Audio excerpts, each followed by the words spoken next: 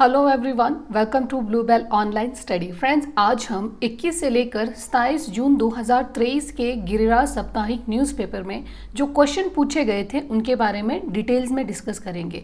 तो चलिए friends, video start करते हैं कि ड्रिप प्राइसिंग क्या है।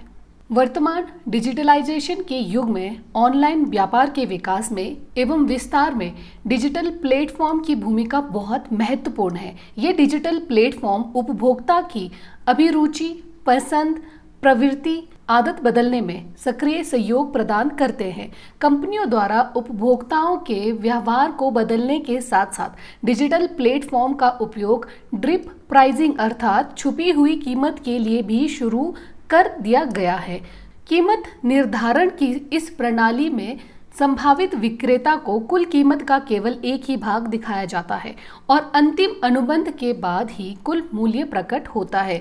तो इसमें ये बताया गया है फ्रेंड्स कि एक सिंपल सा एग्जांपल देती हूँ। हम ऑनलाइन शॉपिंग की ही बात कर लेते हैं। हम पर्टिकुलर चीज़ जब हमें चाहिए होती है तो हम उसको सर्च करते हैं, पर ऑप्शन में हमें इतनी सारी चीज़ें दिखाई जाती है कि हम उस चीज़ की तरफ अट्रैक्ट हो जाते हैं। जो दूसरी चीज़ें हमें दिख रही है, हम उन चीज़ों की तरफ अट्रैक्ट हो जाते हैं। तो इस तरह से हमारी पसंद, नापसंद और हमारी रुचि को भी ऑनलाइन डिजिटल प्लेटफॉर्म हमारे आदत को बदलने में भी सक्रिय है। और ड्रिप प्राइसिंग इसे बोला जाता है कि जब हम चीज़ों को देखते हैं तो उस समय रेट थोड़ा कम बताया जाता है और जब हम उसे बाय करते हैं तो वो अपने एक्चुअल प्राइस में उसे शो किया जाता है। अगर हम उस चीज़ को नोटिस करें तो हमें रेट का पता चल जाता है और हम कई बार उस चीज़ को नहीं लेते हैं। अगर हम नोटिस नहीं करें तो हम ड्रिप प्राइसिंग के साथ उस चीज़ को परचेज कर लेते हैं। तो इस तरह से ड्रिप प्राइसिंग का बहुत बड़ा रोल है डिजिटल प्लेटफॉर्म में। तो ये सभी इंफॉर्मेशन थी ड्रिप प्राइसिंग के बारे में। अब इसके बाद हम गिरिराज साप्ताहिक न्यूज़पेपर के सभी क्वेश्चंस को डिटेल्स में डिस्कस करेंगे। हिमाचल सरकार ने राज्य को कब तक हरित ऊर्जा राज्य बनाने का लक्ष्य रखा है? इसका आंसर है फ्रेंड्स 31 मार्च 2026 तक। प्रदेश सरकार ने 31 मार्च 2026 तक हिमाचल को हरित ऊर्जा राज्य बनाने का लक्ष्य रखा है। इसकी पूर्ति के लिए हरित हाइड्रोजन के उत्पादन को बढ़ावा दिया जा रहा है।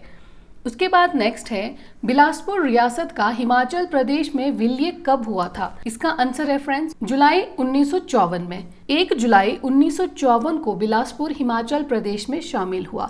कंप्लीट डेट याद रखना है, 1 जुलाई 1954 को बिलासपुर हिमाचल प्रदेश में शामिल हुआ। हिमाचल प्रदेश 1 जुलाई 1956 में केंद्र शासित प्रदेश बना। तो कई बार केंद्र शासित प्रदेश से भी क्वेश्चन पूछा जाता है। 1 जुलाई 1954 को हिमाचल प्रदेश में शामिल हुआ था बिलासपुर और 1 जुलाई 1956 में हिमाचल प्रदेश को केंद्र शासित प्रदेश बनाया गया।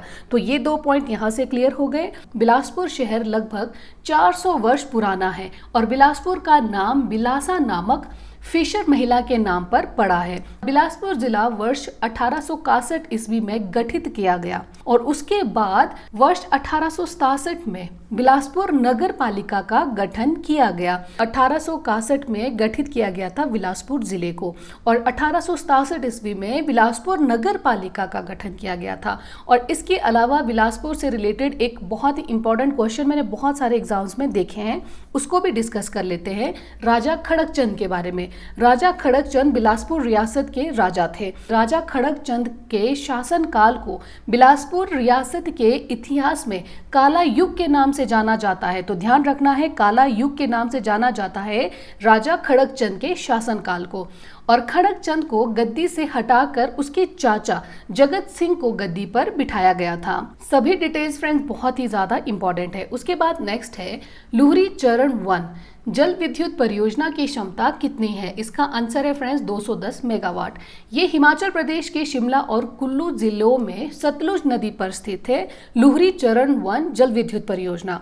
और लुहरी जल विद्युत परियोजना में भारत सरकार और हिमाचल प्रदेश सरकार की भागीदारी है। तो ध्यान रखना है कि हिमाचल प्रदेश सरकार और भारत सरकार इन दोनों की भागीदारी है लुहरी चरण 1 जल विद्युत परियोजना में। और इस परियोजना से संबंधित समझौता ज्ञापन पर नवंबर 2019 में आयोजित rising Himachal global investor meet के दौरान भारत सरकार और हिमाचल प्रदेश सरकार के द्वारा MOU पर हस्ताक्षर किया गया था और भारत सरकार ने इस परियोजना के लिए 66.19 करोड़ रुपए की सहायता प्रदान की है।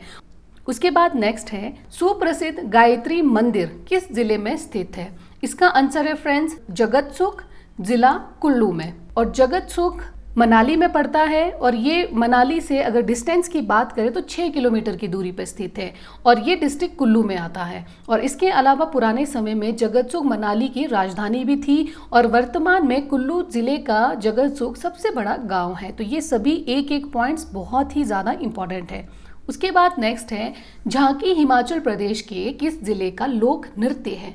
इसका आंसर है फ्रेंड्स चंबा। तो ये तो क्लियर हो गया कि झांकी हिमाचल प्रदेश में चंबा डिस्ट्रिक्ट का लोक नृत्य है। इसके अलावा झांकी, झांझर और हंटर ये लोक नृत्य हिमाचल प्रदेश के चंबा जिले का है। और इसके अलावा अगर हम बात करें कि चंबा का नाम चंबा कैसे पड़ा, कई बार क्वेश्चन पूछा जाता है।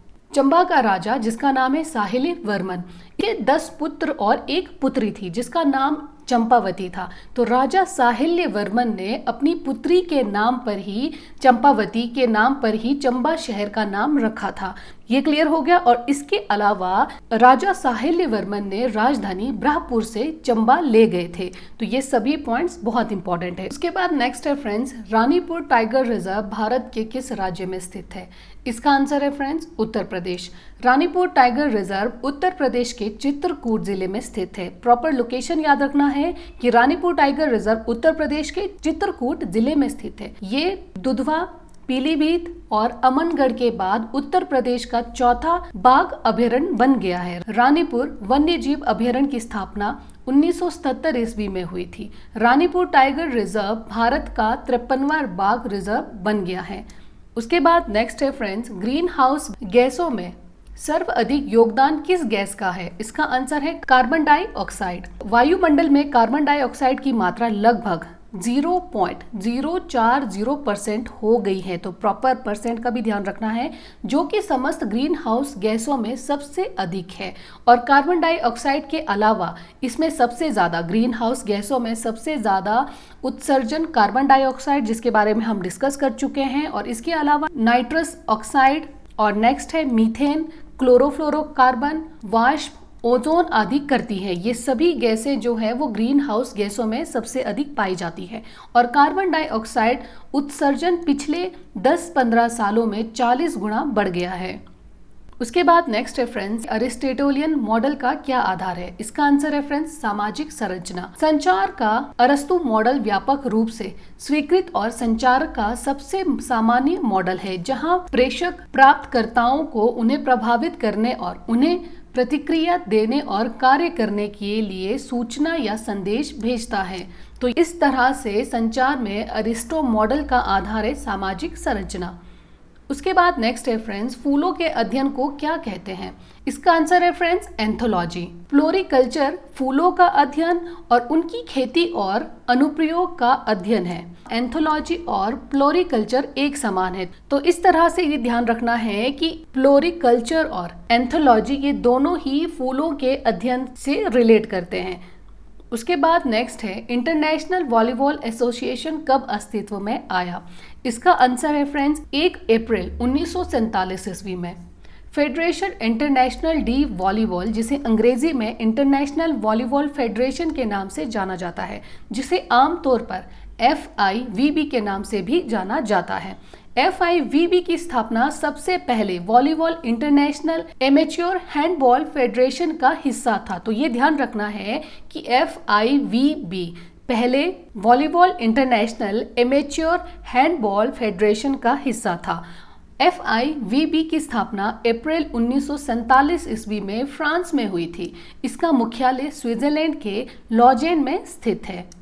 उसके बाद नेक्स्ट है फ्रेंड्स भारतीय शास्त्रीय नृत्य की सबसे प्राचीन शैली कौन सी है? इसका आंसर है फ्रेंड्स भरतनाट्यम। सदीरटम, जिसका नाम 1932 ईस्वी में भरतनाट्यम रखा गया। तो ये ध्यान रखना है कि भरतनाट्यम का पहला नाम सदीरटम था, जिसको 1932 ईस्वी में चेंज करके सदीरटम को चेंज करके 1932 ईस्वी में भरतनाट्यम रखा गया। भारत की सबसे पुरानी शास्त्रीय नृत्य परंपरा है भरतनाट्यम, लगभग 2000 वर्षों पुरानी है। ये शास्त्रीय नृत्य भरत के नाट्य शास्त्र पर आधारित है। भरतनाट्यम की उत्पत्ति दक्षिण भारत के तमिलनाडु राज्य के मंदिरों की नर्तकियों की कला से हुई। और इसके अलावा मोस्ट आईएमपी पॉइंट कि भरतनाट्यम तमिलनाडु की राजकीय नृत्य है। फ्रेंड्स, आई होप कि आपको मेरा ये एफर्ट पसंद आ रहा होगा। वीडियो को फ्रेंड्स प्लीज़ लाइक और चैनल को ज़रूर सब्सक्राइब किया कीजिए। आपके एक लाइक और सब्सक्राइब से हमें मोटिवेशन मिलता है इस तरह के कंटेंट बनाने के लिए। उसके बाद नेक्स्ट क्वेश्चन है फ्रेंड्स, मीमांसा दर्शन के संस्थापक किन्हें माना जाता है? इसका आंसर है फ्रेंड्स जेमिनी। महर्षि जेमिनी को मीमांसा दर्शन के संस्थापक के रूप में जाना जाता है। और मीमांसा शब्द का अर्थ है किसी वस्तु के स्वरूप का यथार्थ वर्णन करना। मीमांसा सूत्र भारतीय दर्शन के सबसे महत्वपूर्ण ग्रंथों में से एक है। इसके रचयिता, जैसे कि अभी हमने डिस्कस कर दिया, महर्षि जेमिनी है।